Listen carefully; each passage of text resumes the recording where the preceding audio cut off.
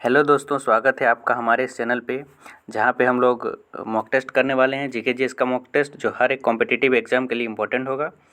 तो इससे पहले और 9 मॉक टेस्ट हो चुके हैं। अगर वो मॉक टेस्ट आप लोग देखना चाहते हैं तो प्लेलिस्ट में डाला हुआ है, आप प्लेलिस्ट में जाके देख सकते हैं। ठीक है, तो चलिए आज का मॉक टेस्ट स्टार्ट करते हैं। आज का पहला क्वेश्चन है, पैरा पावर लिफ्टिंग से निम्न में से किस खिलाड़ी का संबंध है। ऑप्शन ए में है नवीन, ऑप्शन बी में है अचिंता सूली, ऑप्शन सी में है सुधीर, ऑप्शन डी में है भवीना पटेल। तो आपको पता होगा कि पैरा जो गेम्स होता है, पैरा पावर लिफ्टिंग, ये जो पैरा गेम होता है ये विकलांग आदमियों के लिए होता है। ठीक है, तो पैरा पावर लिफ्टिंग से संबंधित है कौन सी? सुधीर। ये जो सुधीर हैं ये पैरा पावर लिफ्टिंग से संबंधित है। ठीक है, इसके अलावा आप लोग याद रखिएगा कि जो अचिंता सूली हैं, अचिंता सूली हैं, ये किससे संबंधित है? भारोत्तोलन से। ठीक है, भारोत्तोलन से संबंधित है कौन? भारोत्तोलन से संबंधित है कौन? अचिंता सूली। इसको भी आप लोग ध्यान में रखिएगा। और नीचे है क्या?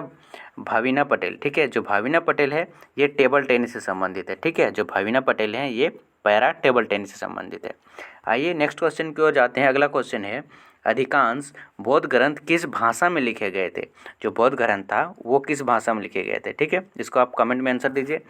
तो इससे पहले आप जान लीजिए कि जो बौद्ध धर्म है इसका जो संस्थापक है उसको किसको माना जाता है? गौतम बुद्ध जी को माना जाता है। ठीक है, और गौतम बुद्ध जी को ज्ञान की प्राप्ति कहाँ पे हुई थी? उनको ज्ञान की प्राप्ति हुई थी कहाँ पे? बोध गया में। ठीक है, ज्ञान की प्राप्ति कहाँ पे हुई थी? बोध गया में। बोध गया में। ठीक है, इसको आप लोग याद रखिएगा। बोध गया में उनको क्या ज्ञान की प्राप्ति हुई थी। और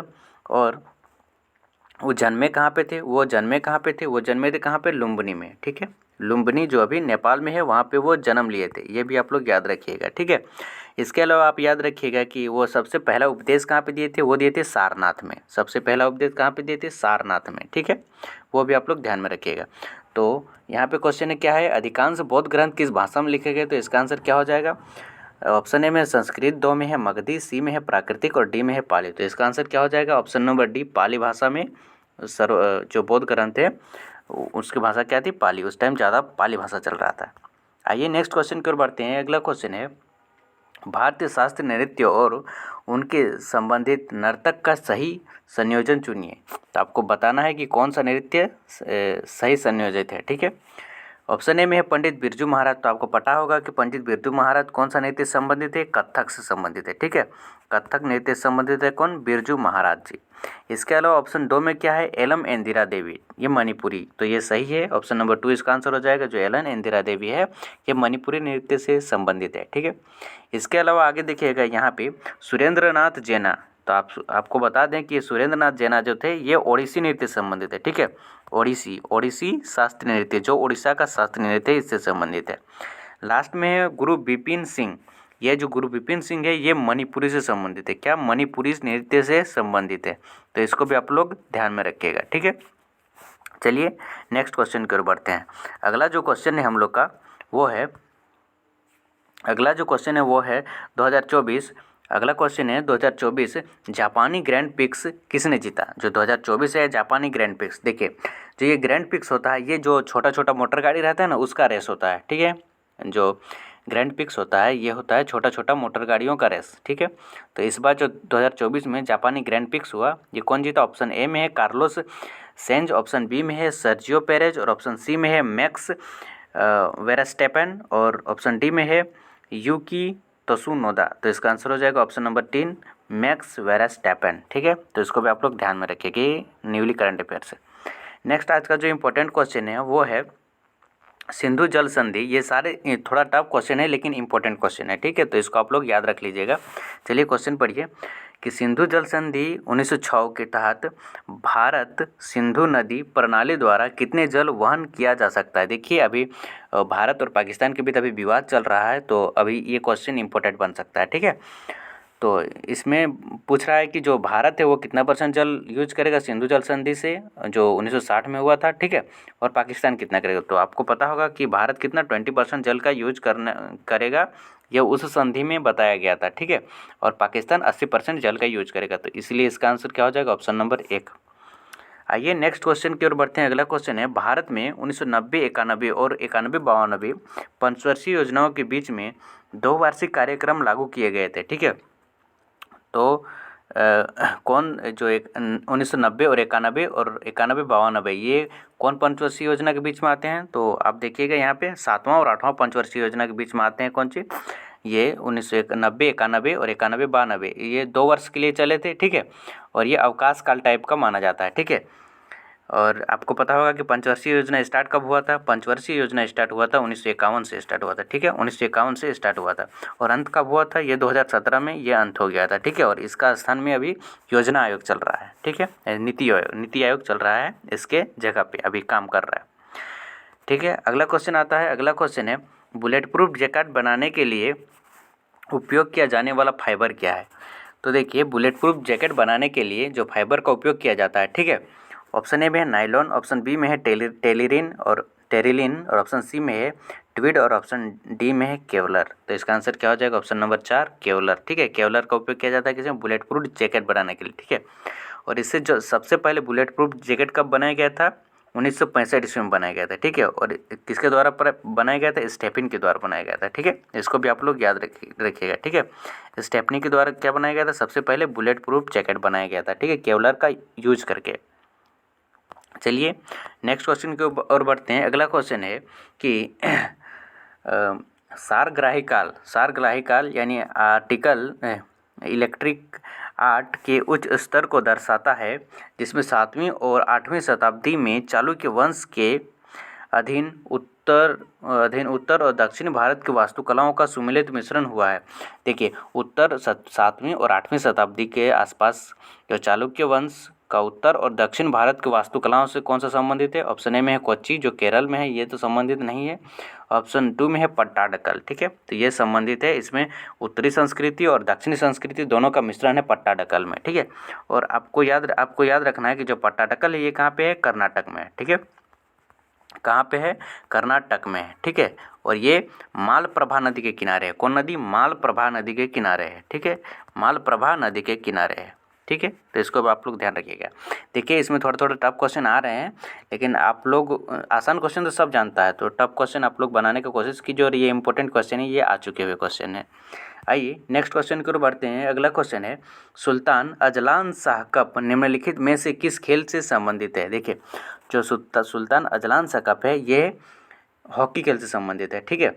ये हॉकी खेल से संबंधित है, ठीक है। वेलिंगटन कप, ठीक है, और इंदिरा गांधी कप, ठीक है, ये सब हॉकी खेल से संबंधित है, तो इसको भी आप लोग ध्यान रखिएगा।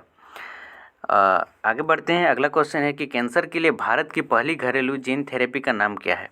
ठीक है, ऑप्शन ए में है CRIS PR Cas9, ऑप्शन 2 में है इम्यूनोजेन, ऑप्शन सी में है ऑन्कोलिटिक वायरस थेरेपी और ऑप्शन डी में है CAR-T सेल थेरेपी। तो इसका आंसर क्या हो जाएगा? Option number 4 CAR-T cell therapy जो है वो जीन थेरेपी यह है जिसका यूज करके कैंसर को ख़त्म किया जा सकता है। चलिए नेक्स्ट आज का क्वेश्चन है वो है संवहनी पादप जिनमें फल और फूल जैसे विशेष गुण होते हैं उन्हें कहा जाता है। तो वैसा पादप जिनमें फल और फूल होते हैं उनको उसे क्या कहा जाता है? तो आपको पता होगा उन्हें क्या कहा जाता है? आवृत बीजी कहा जाता है, ठीक है, जिसमें बीज और फूल दोनों होते हैं, ठीक है। अनावृत बीजी क्या होता है? जो नग्न बीजी जिसमें बीज नहीं होता है, ठीक है, जिसमें बीज नहीं होता है वो अनावृत बीजी। ब्रायोफाइटा क्या होता है? देखिए ब्रायोफाइटा वो पादप होते हैं, वो शैवाल होते हैं जो पानी में भी रहते हैं और बाहर में भी रहते हैं, वो क्या होता है? ब्रायोफाइटा। थैलोफाइटा क्या होते हैं? जो थैलोफाइटा वो पादप होते हैं जो पानी में नहीं रहते हैं, खाली ज़मीन में रहते हैं, वो थैलोफाइटा, ठीक है। इसके अलावा एक होता है क्या? टेरिडोफाइटा, ठीक है। टेरिडोफाइटा वो होते हैं जो खाली जल में रहते हैं, तो इसको आप लोग ध्यान में रखिएगा। तो इसका आंसर हो जाएगा ऑप्शन नंबर ए आवृत बीजी। नेक्स्ट क्वेश्चन की ओर बढ़ते हैं। अगला क्वेश्चन है यूनेस्को की विश्व विरासत स्थलों यानी यूनेस्को वर्ल्ड हेरिटेज साइट की सूची में सम्मिलित रानी की वाव किस राज्य में स्थित है? ठीक है, तो आपको पता होगा कि रानी की वाव जो पीके फिल्म में यूज हुआ है, पीके फिल्म में यूज हुआ है, ठीक है। रानी की वाव किस राज्य में स्थित है? तो ये अभी कहाँ पे है? गुजरात में है, ठीक है। और इससे थोड़ा सा दूर में क्या है? सरस्वती नदी भी है, इसको भी आप लोग ध्यान में रखें। तो गुजरात में क्या है? रानी का वाव में वो रानी का वाव है और इससे थोड़ा सा दूर में सरस्वती नदी भी है, ठीक है। आइए अगला क्वेश्चन की ओर बढ़ते हैं। नेक्स्ट क्वेश्चन है कि अम्लीकृत KMnO4 का उपयोग किया जा सकता है। जो KMnO4 है यानी पोटेशियम परमैंगनेट कहा जाता है। KMnO4 को क्या कहा जाता है? Potassium permanganate. इसको याद रखिएगा, पोटेशियम परमैंगनेट कहा जाता है। ठीक है, तो इसका उपयोग किस में किया जाता है? ऑप्शन ए में है क्या? कार्बोक्सिलिक अम्ल से सीधे अल्कोहल प्राप्त करने के लिए? नहीं, ये तो उल्टा लिखा हुआ है। ऑप्शन 2 में है अल्कोहल से सीधे कार्बोक्सिलिक अम्ल प्राप्त करने के लिए। तो इसका आंसर क्या हो जाएगा? ऑप्शन नंबर 2, अल्कोहल से, यानी अल्कोहल में KMnO4 यानी पोटेशियम परमैंगनेट मिला देंगे तो वो कार्बोक्सिलिक अम्ल में परिवर्तित हो जाएगा। इसको आप लोग ध्यान में रखिएगा। ठीक है, आइए नेक्स्ट क्वेश्चन की ओर बढ़ते हैं। अगला क्वेश्चन है, निम्नलिखित में से कौन अंतर्जात बलों का उदाहरण है? अंतर्जात यानी भूमि के अंदर बल होता है, यानी जो प्लेटें टकराती हैं उसके कारण क्या क्या हो सकता है? ठीक है, ऑप्शन ए में पर्वतों का निर्माण, तो ये सही है, पर्वतों का निर्माण हो सकता है। हिमनद का निर्माण यानी हिमनद का निर्माण हो सकता है? नहीं। ये क्या है? समुद्र की लहरें, समुद्र की लहरें आ सकती है, ये भी उतना जरूरी नहीं है। पवन तो बाहरी कारण है, इसलिए इसका आंसर हो जाएगा ऑप्शन नंबर ए, पर्वतों का निर्माण हो सकता है। किसके? अंतर्जातीय बलों के, यानी भूमि के अंदर प्लेटों के टकराने से पर्वतों का निर्माण हो सकता है। ठीक है, तो जो भूमि के अंदर प्लेटों के टकराने से कौन कौन पर्वत का निर्माण हुआ है? पहला हिमालय पर्वत। ठीक है, पहला हिमालय पर्वत का निर्माण हुआ है। दूसरा क्या है? एंडीज पर्वत। ठीक है, एंडीज पर्वत। ठीक है, एंडीज पर्वत। ठीक है, एंडीज पर्वत का निर्माण भी हुआ है। किसमें? यही अंदर का क्या बोलते हैं, प्लेटें टकराने से। और एंडीज पर्वत कहाँ पे है? उत्तर भारत में है, उत्तर अमेरिका में है। ठीक है, दक्षिण अमेरिका में, सॉरी दक्षिण यानी साउथ अमेरिका में है। साउथ अमेरिका में क्या? एंडीज पर्वत। ठीक है, और जो नॉर्थ अमेरिका में रॉकी पर्वत, जो नॉर्थ अमेरिका में रॉकी पर्वत है, वो भी इसी विवर्तनी, प्लेट विवर्तनी कारण क्या बोलते हैं, वो पर्वत बने हुए हैं। ठीक है, उसको भी आप लोग ध्यान में रखिएगा। आइए नेक्स्ट क्वेश्चन बढ़ते हैं। अगला क्वेश्चन है कि बिशप का उपयोग निम्नलिखित में से किस खेल में किया जाता है? जो बिशप है, बिशप यानी जिसको हम लोग चेस में ऊँट बोलते हैं, ऊँट जो ऐसा होता है और यहाँ पे कौन जैसा रहता है। ठीक है, ऊँट का उपयोग किस खेल में करते हैं? तो इसका उपयोग किस में करते हैं? शतरंज में, यानी ऑप्शन नंबर क्या हो जाएगा? इसका नंबर ऑप्शन 4 हो जाएगा, शतरंज। ठीक है, इसके अलावा हाथी का उपयोग करते हैं, वो सब भी याद रखिएगा। नेक्स्ट क्वेश्चन है, अगला क्वेश्चन है कि ढाका में अखिल भारतीय मुस्लिम लीग की स्थापना हुई, इसके बारे में निम्नलिखित में से कौन सा कथन सत्य नहीं है? ठीक है, तो आपको पता होगा कि ढाका में अखिल भारतीय मुस्लिम लीग का स्थापना कब हुआ था? 1906 ईस्वी में हुआ था। ठीक है, ये सही है, यानी ऑप्शन नंबर 2 सही है। ऑप्शन ए में दिया हुआ है कि लीग ने बंगाल के विभाजन का समर्थन नहीं किया, तो लीग ने बंगाल का समर्थन नहीं किया था, तो ये ऑप्शन नंबर 1 गलत है। ऑप्शन नंबर 1 गलत है, यानी यही आंसर होगा। ठीक है, लीग ने बंगाल का विभाजन का समर्थन किया था, ये सही जवाब है। ठीक है, इसका ऑप्शन नंबर 3 है कि इसने मुसलमानों के लिए अलग निर्वाचन मंडल की। ठीक है, तो इसके लिए ये भी क्वेश्चन सही है। ठीक है, और चौथा है इसका गठन मुस्लिम जमींदारों ने किया, तो इसका आंसर हो जाएगा ऑप्शन नंबर 1, लीग ने बंगाल के विभाजन का समर्थन किया था, लेकिन यहाँ पे लिखा है कि नहीं किया था। ठीक है, तो अगला क्वेश्चन की ओर बढ़ते हैं। नेक्स्ट क्वेश्चन है, इंद्रधनुष के निर्माण के दौरान निम्नलिखित में से कौन सी परिघटना शामिल नहीं है? तो ऑप्शन ए में है क्या? विक्षेपण। ऑप्शन बी में है प्रकीर्णन। ऑप्शन सी में है अपवर्तन। ऑप्शन डी में है पूर्ण आंतरिक परावर्तन। ठीक है, तो इसका आंसर क्या हो जाएगा? Option number 2 प्रकीर्णन। क्यों होगा? क्योंकि प्रकीर्णन ऐसा परिघटना है जिसमें प्रकाश क्या होता है? फैल जाती है, प्रकाश फैल जाती है, उसका वर्ण विक्षेपण यानी 7 रंगों में विक्षेपित नहीं होता है। ठीक है, और विक्षेपण तो जानते ही हैं जो क्या होता है, 7 रंगों में विक्षेपित होता है। ठीक है, अपवर्तन कब होता है? जब प्रकाश एक माध्यम से दूसरे माध्यम में जाती है तो वो अभिलंब की ओर मुड़ जाती है या फिर दूर भाग जाती है, उसको अपवर्तन कहा जाता है। ठीक है, और पूर्ण आंतरिक परावर्तन में भी विक्षेपित होता है 7 रंगों में, तो इसीलिए इसका आंसर हो जाएगा क्या? ऑप्शन नंबर 2, प्रकाश का प्रकीर्णन में प्रकाश फैल जाता है यानी विक्षेपित नहीं होता है, तो इसीलिए इसका आंसर हो जाएगा ऑप्शन नंबर 2। आइए नेक्स्ट क्वेश्चन की ओर बढ़ते हैं। अगला क्वेश्चन है कि मंदिर वास्तुकला के संदर्भ में मंदिर का सबसे महत्वपूर्ण हिस्सा क्या है? ठीक है, तो आपको पता होगा कि गोपुरम जो है वो द्रविड़ शैली के मंदिर यानी जो दक्षिण भारत के मंदिर है उसमें गोपुरम क्या होता था? मंदिर में प्रवेश द्वार क्या होता था? गोपुरम यानी। और ऑप्शन 2 में है मंडप जहाँ पे शादी वगैरह होता है उसको मंडप कहते हैं। ठीक है, और प्रदक्षिण पथ ये क्या होता है? मंदिर में परिक्रमा करता है उसी को प्रदक्षिणा पथ कहा जाता है। जिस पथ में परिक्रमा आदमी लोग करते हैं मंदिर का उसको प्रदक्षिणा पथ कहते हैं। और गर्भगृह, ये गर्भगृह सब मंदिरों में होता है क्या? गर्भगृह जहाँ पे मूर्ति रहती है, तो सबसे ज़्यादा इंपॉर्टेंट क्या है? गर्भगृह, इसलिए इसका आंसर हो जाएगा ऑप्शन नंबर 4। ठीक है। तो आइए नेक्स्ट क्वेश्चन की ओर बढ़ते हैं। अगला क्वेश्चन है, निम्नलिखित में से कौन सा दर्रा सही सुमेलित है। ठीक है। ऑप्शन ए में है माना। आपको पता होगा कि माना दर्रा कहाँ पे है, उत्तराखंड में है। ठीक है, माना दर्रा कहाँ पे है, उत्तराखंड में है। तो सर नीति, नीति भी कहाँ पे, उत्तराखंड, यानी ऑप्शन नंबर 2 सही है, नीति भी उत्तराखंड में। तो दीफू दर्रा है, ये कहाँ पे है, अरुणाचल प्रदेश में है। अरुणाचल प्रदेश में क्या है, दीफू। ठीक है। और यांग्याप दर्रा भी कहाँ पे है, अरुणाचल प्रदेश में। और ये जो अघिल दर्रा है, ये जो अघिल दर्रा है, ये कहाँ पे है, ये जो अघिल दर्रा है ये केटू के पास है। ठीक है, केटू जो पर्वत है, केटू पर्वत जो है पीओके यानी पाकिस्तान ऑक्यूपाई कश्मीर में, वहाँ पे क्या है, अघिल दर्रा। इसको भी आप लोग ध्यान में रखिएगा। ठीक है। आइए नेक्स्ट क्वेश्चन की ओर बढ़ते हैं। अगला क्वेश्चन है, कश्मीर के लोग नवरेह त्यौहार को देवी को समर्पित करते हैं और त्यौहार के दौरान उन्हें श्रद्धांजलि देते हैं। तो आपको पता होगा कि जो नवरेह त्यौहार है, ये जो नवरेह त्यौहार है ये कहाँ पे, जम्मू कश्मीर में किया जाता है। ठीक है। इस त्यौहार में जो देवी सरिका है इसका पूजा किया जाता है। ठीक है। इसके अलावा आप लोग याद रखिएगा कि वहाँ पे जो है वो tulip tulip tulip tulip tulip त्यौहार भी कहाँ पे मनाया जाता है, जम्मू एंड कश्मीर में। ठीक है, ट्यूलिप त्यौहार भी कहाँ मनाया जाता है, जम्मू एंड कश्मीर में। इसके अलावा कौन सा सर्विस, हेमिस, हेमिस त्यौहार भी कहाँ मनाया जाता है, जम्मू एंड कश्मीर में। इसको भी आप लोग याद रखिएगा। ठीक है। नेक्स्ट क्वेश्चन की ओर बढ़ते हैं। अगला क्वेश्चन है कि राजा हर्षवर्धन के संबंध में निम्नलिखित में से कौन सा सही नहीं है। ठीक है। जो राजा हर्षवर्धन था, ये उत्तर भारत का एक प्रमुख राजा था। ठीक है, वर्धन वंश का एक प्रमुख राजा था। ठीक है। ये तो ऑप्शन ए में हर्षवर्धन ने लगभग 400 वर्ष पूर्व शासन किया। तो ये तो सही है, हर्षवर्धन लगभग इतना वर्ष में शासन किए थे। ठीक है। जुआन झांग ने हर्षवर्धन के दरबार में काफ़ी समय तक बिताया, ये भी सही है। ठीक है, हर्षवर्धन के दरबारी कवि हरिसेन थे, ये क्वेश्चन गलत है। ठीक है, ये ऑप्शन गलत है।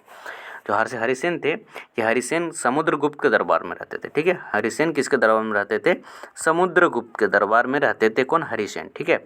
और जो हर्षवर्धन के दरबार में रहते थे वो थे क्या, बाण भट्ट। कौन थे, याद रखिएगा, बाण भट्ट। ठीक है, बाण भट्ट किसके दरबार में रहते थे, जो बाण भट्ट थे वो किसके दरबार में रहते थे, हर्षवर्धन के दरबार में रहते थे। कौन, बाण भट्ट। इसको भी आप लोग याद रखिएगा। ठीक है। तो इसीलिए इसका आंसर हो जाएगा ऑप्शन नंबर 3, हरिसेन जो है ये समुद्रगुप्त का दरबारी कवि था, हर्षवर्धन का नहीं था। हर्षवर्धन का दरबारी कवि था बाण भट्ट। चलिए नेक्स्ट क्वेश्चन की ओर बढ़ते हैं। अगला क्वेश्चन है कि एक वर्ष में उत्पादित वस्तुओं और सेवाओं का कुल मूल्य राष्ट्रीय आय को दर्शाता है। ठीक है, यानी एक वर्ष में टोटल उत्पादित जितना है उन वस्तुओं का, पहला मध्यस्थ वस्तुओं और वस्तुओं का कुल मूल्य नहीं होता है, यानी इसका आंसर हो जाएगा ऑप्शन नंबर 3, अंतिम तैयार वस्तुओं का और सेवाओं का कुल मूल्य को राष्ट्रीय आय कहते हैं। यानी इसका आंसर क्या हो जाएगा, ऑप्शन नंबर 3, अंतिम तैयार वस्तु। और ये जो है मध्यस्थ वस्तु है, इसका उपयोग किसमें, इसे किसे कहते हैं। ठीक है, जो मध्यस्थ वस्तु होता है इसका उपयोग करके हम सेवा प्रदान करते हैं या फिर द्वितीयक क्षेत्र में इसका उपयोग करते हैं, तो उसी वस्तु को क्या कहते हैं, मध्यस्थ वस्तु।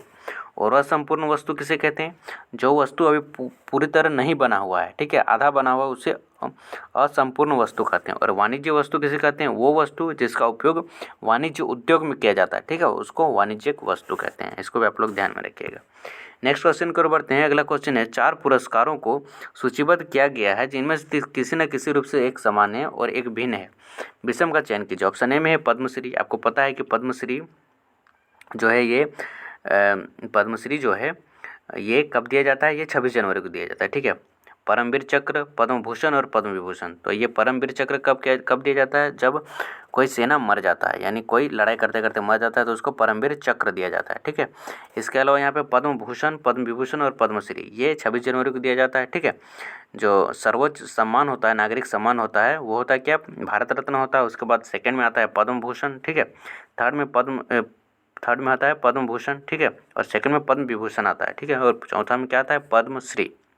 ये जो तीनों जो पदक हैं ये 26 जनवरी को दिया जाता है।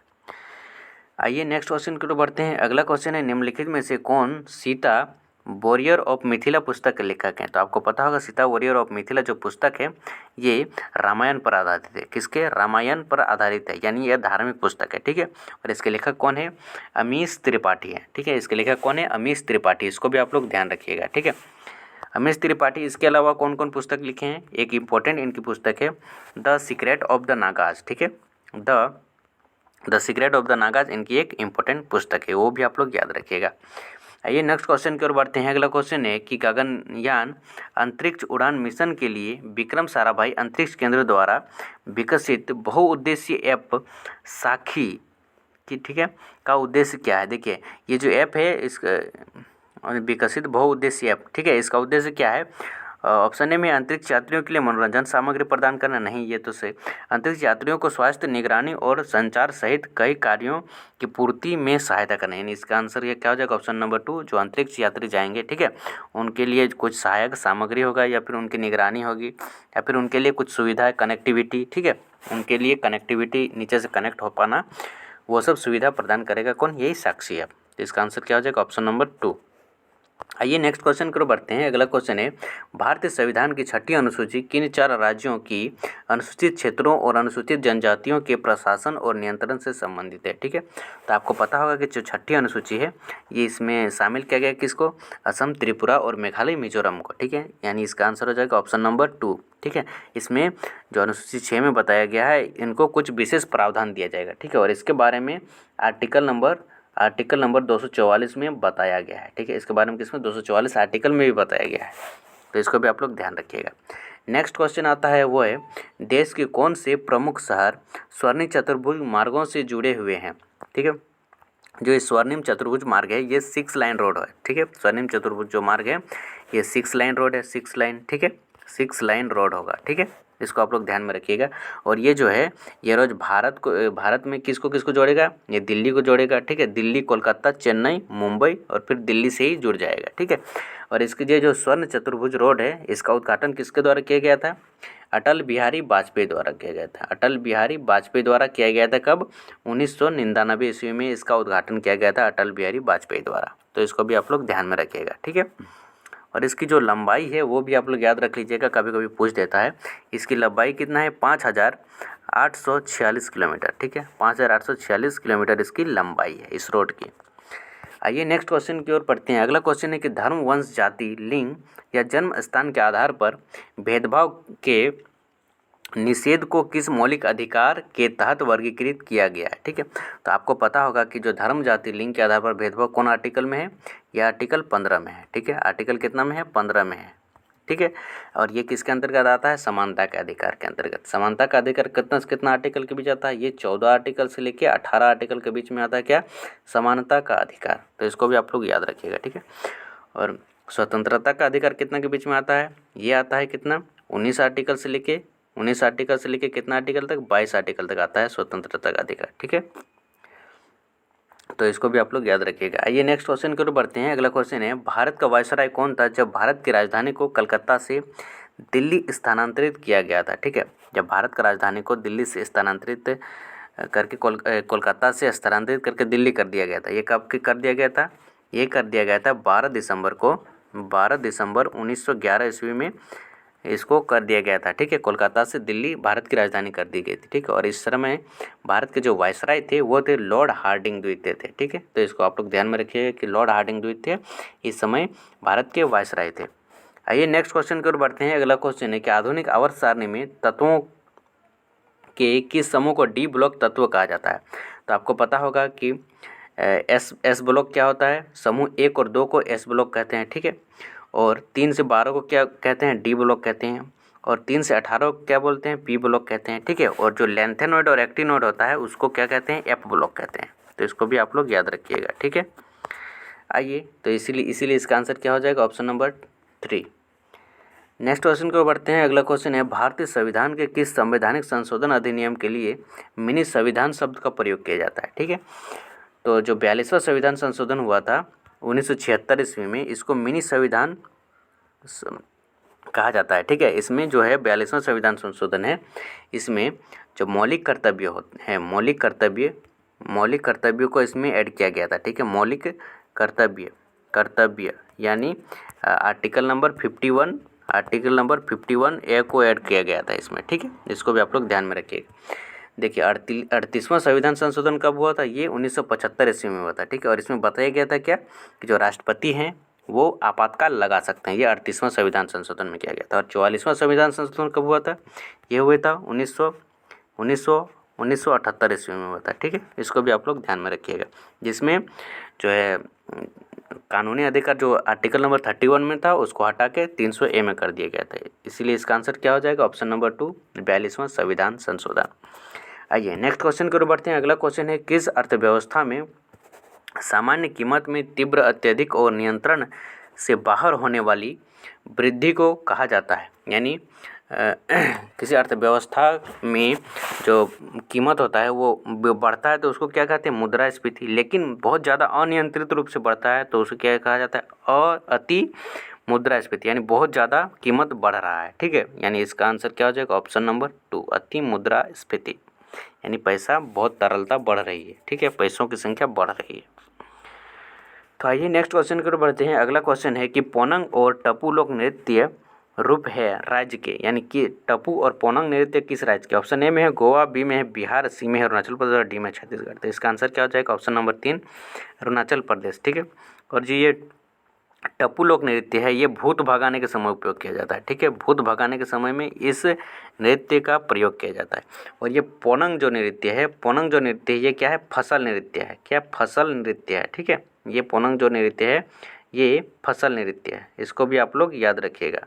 ठीक है, आइए नेक्स्ट क्वेश्चन की ओर बढ़ते हैं। तो इसका आंसर क्या हो जाएगा, अरुणाचल प्रदेश। ठीक है, नेक्स्ट क्वेश्चन की ओर बढ़ते हैं। अगला क्वेश्चन है 2024 में शुरू किए गए जल शक्ति अभियान कैच द रेन अभियान की विषय वस्तु क्या थी। ठीक है, तो इसकी ऑप्शन ए में है नवाचार के माध्यम से जल संरक्षण, ऑप्शन बी में है जल संरक्षण के लिए महिलाओं की सशक्त बनाना। ठीक है, ऑप्शन सी में है जल संसाधनों का सतत प्रबंधन, ऑप्शन डी में है नारी शक्ति से जल शक्ति। यानी इसका आंसर क्या आ जाएगा, ऑप्शन नंबर 4 नारी शक्ति से जल शक्ति, यानी नारियों का जल संरक्षण में भागीदारी को बढ़ाना इसका उद्देश्य था। ठीक है, नेक्स्ट क्वेश्चन की ओर बढ़ते हैं। अगला क्वेश्चन है, खाली जगह आंशिक परिसीमित तटीय जल निकाय होता है जहां नदियों और जलधाराओं के मीठे जल में महासागरों के खारे जल का मिश्रण होता है। ठीक है, तो आपको पता होगा कि इधर से मान लीजिए नदी बह रहा है। ठीक है, और ये समुंदर है। ठीक है, समुंदर है, समुंदर में मिलते टाइम इसको क्या कहते हैं, इस जगह को क्या बोलते हैं जहाँ समुद्र में मिलता है उसको कहते हैं ज्वार नदमुख। ठीक है,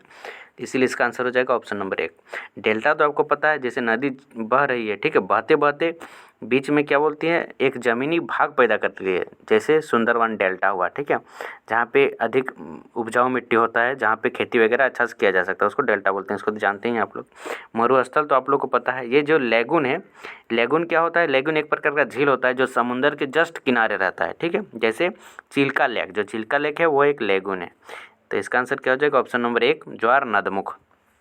आइए नेक्स्ट क्वेश्चन की ओर बढ़ते हैं। अगला क्वेश्चन है कि आंत में पाचन के पश्चात अवशोषित वसा का वहन किया जाता है। जब आंत में खाना पच जाता है उसके बाद वसा का क्या किया जाता है, वसा का अवशोषण किया जाता है। ठीक है, वसा का अवशोषण किया जाता है। ठीक है, जब वसा का अवशोषण किया जाता है उससे पहले क्या, वसा जो है वो लिपोप्रोटीन में बदल जाता है। वसा किस में बदल जाता है, लिपोप्रोटीन में बदल जाता है। ठीक है, लिपोप्रोटीन में क्या बदल जाता है, वसा बदल जाता है। ठीक है, लिपोप्रोटीन में क्या बदल जाता है, वसा बदल जाता है। ठीक है, और ये बदलता है और इसको क्या कहते हैं, इसको तब कहते हैं, इसको काइलोमाइट्रॉन कहता है। ठीक है, इसको काइलोमाइट्रॉन कहा जाता है। ठीक है, जो लिपोप्रोटीन में वसा बदल जाता है उसको काइलोमाइट्रॉन कहा जाता है। ठीक है, और ये जो काइलोमाइट्रॉन होता है ये लसिका में वहन होने लगता है और पूरा शरीर में ये चल जाता है। ठीक है, लसिका द्वारा वहन होता है, यानी इसका आंसर क्या हो जाएगा, ऑप्शन नंबर 2 लसिका द्वारा। ये रुधिर तो जानते हैं ब्लड होता है। आइए नेक्स्ट क्वेश्चन की ओर बढ़ते हैं। अगला क्वेश्चन है कि 19वीं शताब्दी के महान समाज सुधारक नारायण गुरु का जन्म खाली जगह राज्य में हुआ था। जो नारायण गुरु थे उनका जन्म कहाँ पे हुआ था, ये आपको बताना है। ठीक है, option number 1 Karnataka, option B में है पश्चिम बंगाल, ऑप्शन सी में असम, ऑप्शन डी में है केरल। तो इसका आंसर क्या हो जाएगा, ऑप्शन डी केरल। जो ये है ये एक समाज सुधारक थे नारायण गुरु, और ये जो दलितों के संरक्षण के लिए ये एक संगठन बनाए थे। ठीक है, इनके संगठन का नाम क्या था, SNDP। ठीक है, इनके संगठन का नाम क्या था, SNDP याद रखिएगा। ठीक है, यानी श्री नारायण गुरु धर्म परिपालन योगम। ठीक है, इनके संगठन का नाम था। ये जो है ये जो संगठन है इसका स्थापना कब किए थे, 1902 ईस्वी में किए थे इस संगठन का स्थापना। ठीक है, और इस संगठन के माध्यम से ये दलितों को उनका हक यानी उनको संरक्षण के लिए लड़ाई लड़े थे। तो इसका आंसर क्या हो जाएगा, ऑप्शन नंबर 4। तो यहाँ पे हम लोग का आज का टेस्ट ख़त्म होता है आप बताइएगा। टोटल 37 क्वेश्चन थे, इसमें आपका कितना सही हुआ, आपका स्कोर कितना आ रहा है, ठीक है। और ये थोड़ा टफ क्वेश्चन थे, हम आपको टफ क्वेश्चन इसीलिए कराते हैं क्योंकि एग्ज़ाम में तो आसान क्वेश्चन सब कर लेते हैं, टफ क्वेश्चन करना थोड़ा मुश्किल होता है, ठीक है। तो आप लोग ध्यान रखिएगा अपना और खूब मन लगाकर पढ़िएगा। अगर वीडियो अच्छा लगे तो कृपया करके लाइक, शेयर और सब्सक्राइब जरूर कीजिएगा। इससे पहले और 9 टेस्ट करवा चुके हैं जो आपके यहाँ पे प्लेलिस्ट में होगा, ठीक है। वो प्लेलिस्ट में देख लीजिएगा और वो सब टेस्ट भी देख लीजिएगा। ये वीडियो आपके लिए अगर हेल्पफुल हो तो कृपया करके वीडियो को लाइक, शेयर और सब्सक्राइब जरूर करें। Thank you.